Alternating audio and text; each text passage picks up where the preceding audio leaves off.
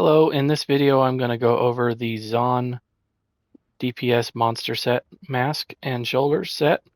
Uh, Before we get started, I'm going to notify you where the dungeon is. The set comes from is called Scalecaller Peak. In order to locate this geographically, you're going to want to go northwest from Cyrodiil over to the Daggerfall Covenant and go to Stormhaven, and then the dungeon is northeast of Wayrest, and it's at the very top of the map there, and it's near the closest way shrine would be Windkeep Way Shrine. So if you want to walk to the dungeon for some reason and see the outside of it, that's something I like to do sometimes, and so that's why I'm calling that out. I like to see the entrance of the dungeon. Sometimes you can kind of overlook that part of the story is the appearance of the dungeon, I think. So keep that in mind. That's how you get to the dungeon. The mask itself will drop when you complete Scalecaller Peak on veteran difficulty. The final boss will drop one of the weights of the helms unless you're during the Undaunted event or a double drop event for some reason, then you'll get double the loot in that event. The shoulders are, as always, purchasable from the Undaunted vendor. This is a DLC dungeon, so you'll have to purchase them from the orc NPC that's there, and then those will cost you Undaunted keys to purchase those. If you don't want to do either of those methods, the veteran completion or the Undaunted keys, keep an eye on the gold vendor that's in Cyrodiil. You might be able to locate that on one of the weekends and purchase it for AP Alliance points if that's something you're interested in doing. So let's get into how this mask works, what it does, and all that. So if you reconstruct this in gold, you can see the damage does not change. The damage does not change on the two-piece portion of this. However, as always, the one piece will change along with your armor and your glyph, as well as the potency of your trait, whatever that is. That will change, as you can see there. So this is also scales with your weapon damage. So if you activate a major brutality and sorcery, for example, and then come in here and look at it, it will look as if it does more damage because that is being increased by that buff. So how do you proc it? That's important to know. The first line of item here is critical chance. So that's a nice stat to have on a one-piece bonus. Probably the most potent one for DPS.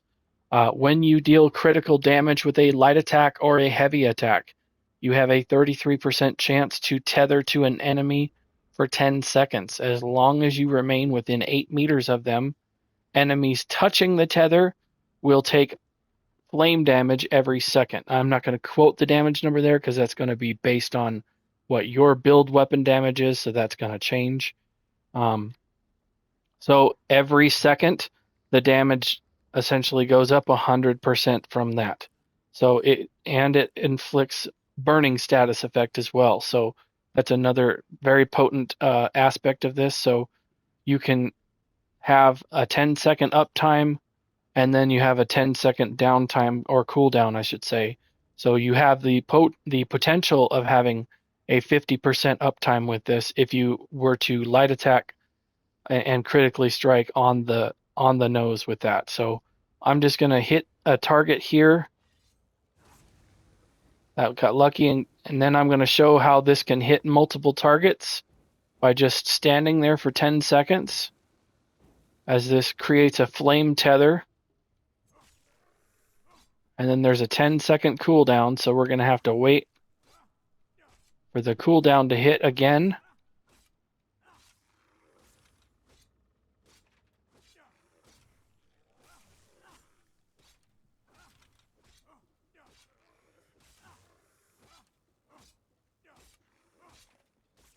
And as you can see, there we go. We finally got it to hit.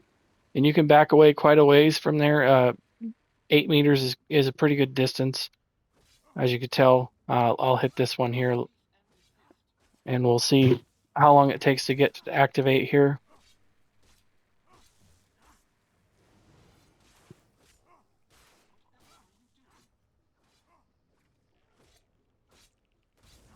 Okay, so now that I'm got this going, the fire tether comes out of your chest, essentially,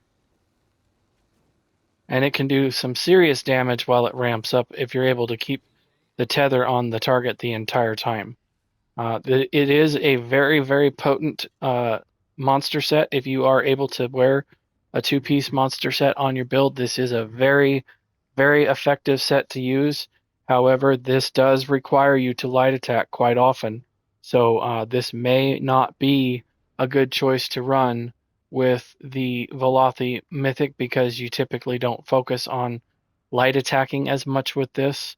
For example, because you're beaming a lot on an Arcanist build, probably not a good fit for a beam build because you're not going to be light attacking very often in order to proc this and set this off. So this would probably be more of an old school build where you're in a traditional light attack weaving build of some kind.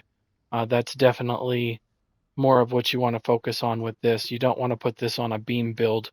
You want to make sure you're going to activate this set often. And as you can see while I was hitting all this stuff, sometimes you can go quite a ways before it actually activates, like this.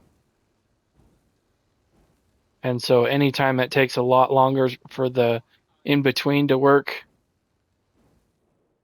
1001, you just got to count 10 seconds from there. So there is a downtime as well. So there we go. I got lucky with that strike. As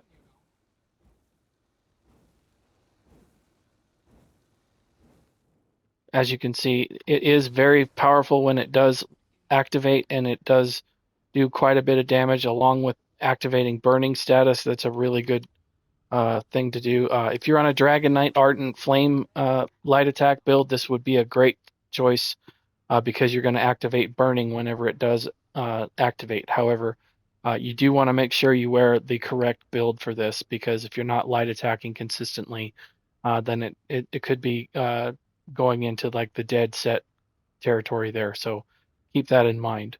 Other than that, that's how the set works. That's how you obtain the set. That's a recommendation on what types of builds to run it on. If you liked this video, thought it was helpful, please consider liking and subscribing to my channel. I have over 200 ESO videos on the video game now. If you go to my YouTube channel and go down to my created playlists, I have all of my videos organized by subject. I have a wide variety of content on there, and I basically anything that I'm talking about, I demonstrate it in the game and try to give a full, unique explanation on everything that I'm doing, trying to basically cover the corners that a lot of people kind of brush over. So if you like this content, please consider subscribing, liking, turn on your notification bell. And one quick thing before I leave, I'm going to highlight one more time my songs playlist on my YouTube channel. If you go down to my organized created playlists, go to my songs of Tamriel. These are all my original songs that I wrote for the game and I created using AI tools. The lyrics are all written by me. The imagery is created by me, and they are in lyric video form. So if you want to watch those, awesome. If you just want to listen to them while you're playing the game, that's great too. Appreciate everybody liking, subscribing, and following my content. I appreciate it very much. Thanks again, and I'll see you in another video. Bye.